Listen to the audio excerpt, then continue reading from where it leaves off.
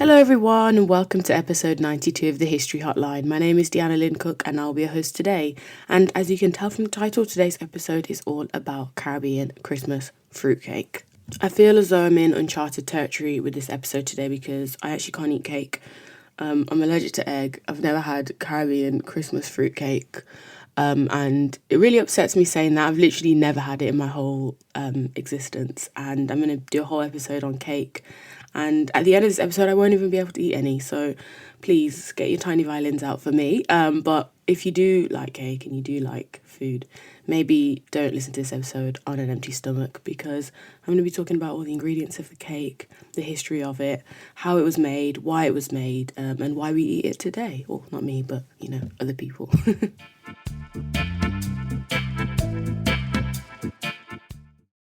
Fruitcake, rum cake, black cake, Christmas cake, Caribbean cake, whatever cake you like to call it. And it does go by many names, depending on maybe where you come from or maybe who made it for you first. The cake in question goes by many different titles, but at the core, there are some core ingredients that represent, I would say, the symbolism of the history of the Caribbean, including colonization and the industries that took over in the islands and regions in the Caribbean when colonialism began. Fruitcake, as I'm going to call it, because that's what my family call it. We call it, to be fair, we actually call it lots of different things. It just goes by any name, but fruitcake for the episode today, I think. It's kind of an edible piece of history in a way. It's a tribute to those that fought for the freedom of the descendants of enslaved people and enslaved people in the Caribbean. They fought against colonialism. They fought through the sugar trade, in rebellions and uprisings throughout the period of enslavement in the Caribbean. The ingredients of the cake, the sugar, the molasses, the rum, the fruit, they're what kept colonizers on the island for so long. If we think about the last episode of Richard Drax and his descendants, the Drax family in Barbados, they stayed in these islands, these European colonizers from all across Europe, staying in the Caribbean, staying in South America, staying in the southern parts of America as well, because of the money that was being made. The money that was producing the sugar, that was creating rum, tobacco, cotton, and all the other things. But the sugar, molasses, rum, are key components of fruitcake. They are what make that cake, and it's why the cake kind of is a kind of form of symbolism of all these kind of historical industries and moments, and the history of these islands is all tied up in this cake when you think about it. It represents that big wide history, and it's kind of why I wanted to talk about the cake today. Fruitcake is a real labour of love. The ingredients outside of this cost of living crisis are so costly because the cake is so rich. And if you receive a cake, a fruit cake, a rum cake, a black cake from a family, a friend, a loved one, just know and understand that a lot of time and love and energy and history has gone into the making of that cake.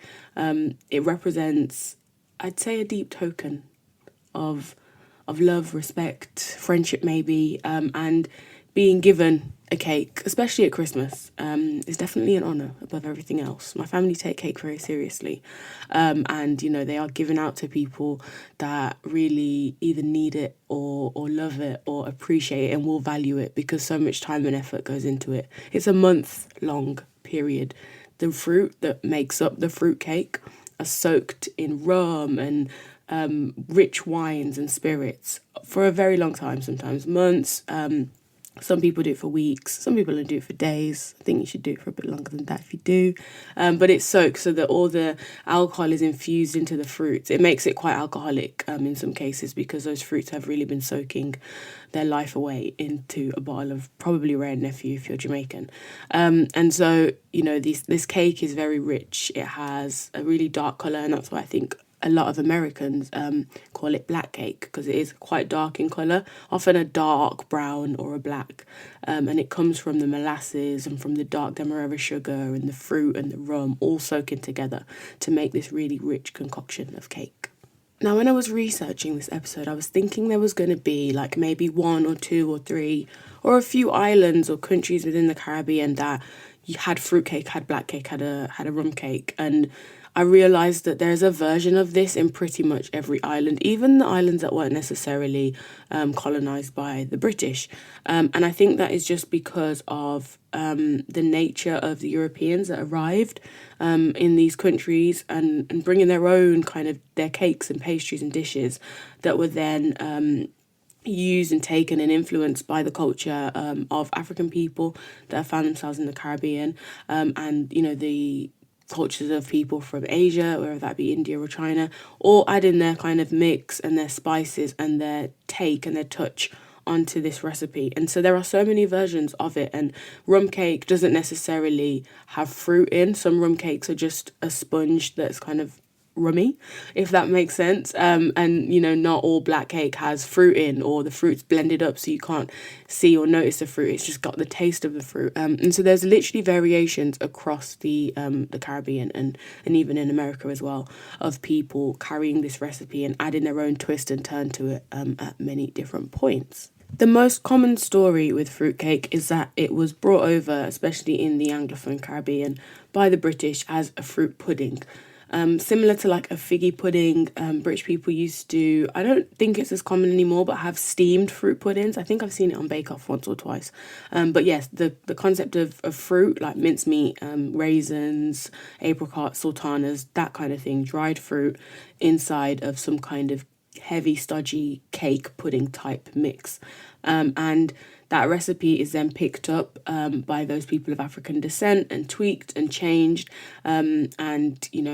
The Caribbean fruitcake that we now know and love is created. It is a product of the Caribbean, and it's quite interesting, I think, when we think about food, how culture is formed through food and how food is one of the ways that culture travels. Because, I'm recording this episode in England knowing that there's a fruitcake downstairs because of the migrations in that Windrush period from the Caribbean to Britain, and the recipes and the foods and the cultures and the significance of all that when it travels around with people. And it's why fruitcake has kind of made its way around the world, because of migration, because of the fact that food always provides, I think, a sense of home, a sense of identity, and a really strong sense of culture for those that carry it. Now, you might be thinking, well, how did something like figgy pudding turn into Caribbean fruitcake? Because there are a lot of steps along the way, from the one dessert to the next. And we've got to talk about then sugar, and the fact that sugar production was so massive in the Caribbean, especially on islands such as Barbados, Jamaica, Haiti, Cuba, St. Kitts and Nevis, and in Brazil as well, in South America. Sugar production was literally turning these islands and countries upside down in terms of the economy and what was being produced. And also, of course, the slave trade, and the fact that African people were being kidnapped from their homes to fund and to work the land to create sugar.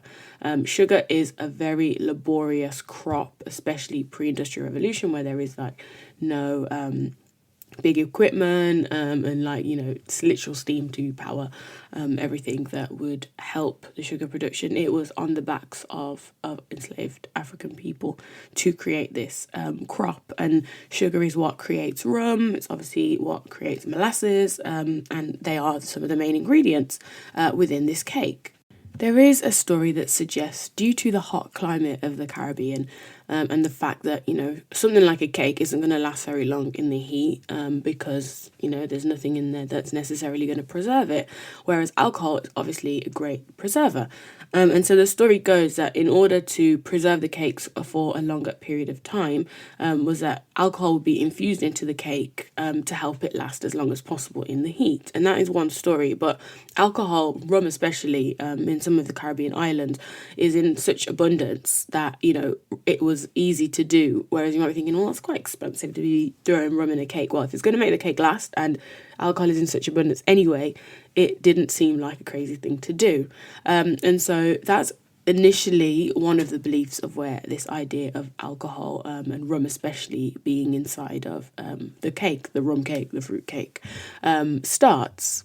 And I think we can all imagine that, the first person that might have tried to put the alcohol in the cake and then had a bit of it a few days or weeks later, as the cake gets stronger and the alcohol matures and gets stronger and stronger in the cake, They must have thought, wow, this is fantastic. And obviously, if it worked, it worked, and people would have continued to do it. There are also stories that kind of link in America into this context. And I kind of like when America gets linked into these food histories. It happens a lot. If you've listened to the other food episodes I've done in the past, America somehow comes into the story. We say somehow, the transatlantic slave trade is obviously the reason. But this kind of part of the story, whether it's a myth or the actual truth, I'm not suggesting anything I say in this episode today is hard facts. It's all stories passed down families to family. But in the 1920s in America, prohibition was a thing. Alcohol was not legal. I still think that's absolutely insane that America banned alcohol. But then it's America, so are we shocked? Not really. But it meant that anything with alcohol fetched such a high price because there was such a lure for it, because it was not allowed, you know. And so alcohol was often trafficked into the US from the Bahamas, because the Bahamas is only about 182 miles from Florida.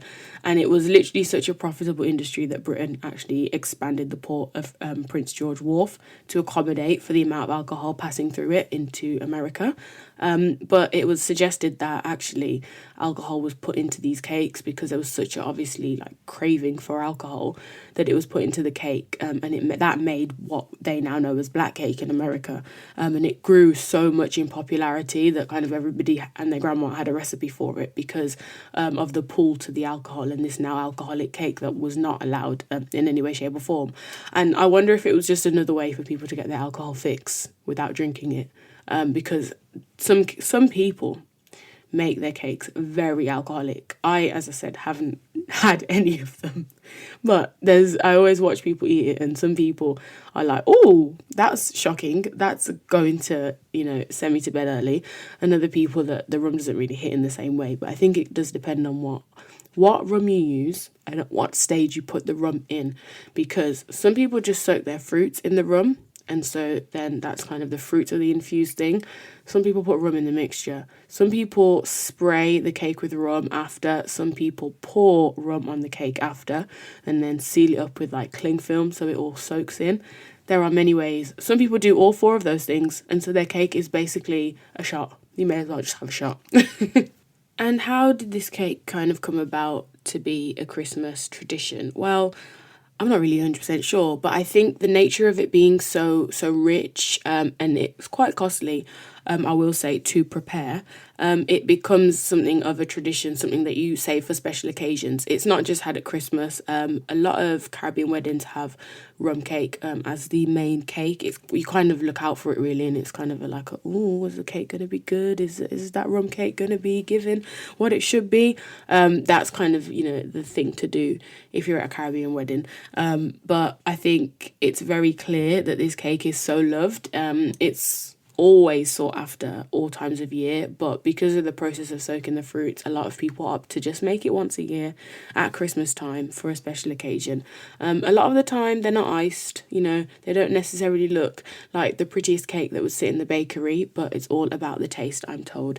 The dark colour coming from all the fruits and the raisins, the currants and cherries and the red wine and dark rum that's soaking through the cake, as well as the sugar and eggs and flour and all the usual ingredients, really make this cake what it is, such a rich and strong cake. And when it's baking, my house anyway, the whole house smells of cake, and it is kind of the beginning of Christmas, I think, when you start to smell the flavours of the rum cake seeping through the house, because it's just that time of year. Now, if you intend to make a fruit cake, a rum cake, a black cake, a Christmas cake, then unfortunately I can't share the family recipe with you because it is a secret. It just is. And if anybody will give you their rum cake recipe, then they must really love you, I will say. But from my family and from some of the tips I've picked up in my days watching the cakes being made, I hear that it's very important to soak your fruits for as long as possible. I know people that go up to the year, so the fruits will be soaking now for Christmas 2023. I know people that do it for weeks, I know it for months, but I think the best results come from the people that do it for a year, 9 months to a year. Also, there's a debate whether you should spray your cake, drizzle your cake, soak your cake in alcohol after you've baked it, after it's cooled. And I think it stands that the majority of people suggest that you should be putting some more alcohol in the cake after it's baked. And then the last tip is, when should you eat the cake? Now, you don't make the cake on Christmas Eve for Christmas Day. This is something that's done a week or 2 weeks in advance, because all that rum you've poured on after has to really soak and infuse into the cake, into the soft peaks of cakey loveliness. And so something you've got to do maybe a week or two in advance of Christmas Day, if you're going to eat the cake on Christmas Day, just so that you've got like a moist, soft, rich cake. And because it's so rich and moist, you really don't need to eat a lot of it. Well, actually, let me not tell you how to eat your cake. You can have a big slice, or you can have a small slice. You can have it with custard, cream, ice cream, or on its own. It's up to you. But however you have your rum cake, or if you haven't had one, then I suggest you find the Caribbean bakery and definitely get some. But I hope you have had or are having a wonderful Christmas time, if you are celebrating and enjoying the time with family and with friends. And stay tuned for maybe another food episode coming up in the next week. But until then, I hope you have a wonderful week and a great new year when it comes. Thank you so much for listening and for tuning in to all these episodes that I have released in 2022. I am really grateful for all the support and for all the people that tune in weekly to listen to me go on and on about random topics within Black, British and Caribbean history. I'm really, really grateful. So thank you so much. And I hope you all have a wonderful 2023 when it arrives. Goodbye.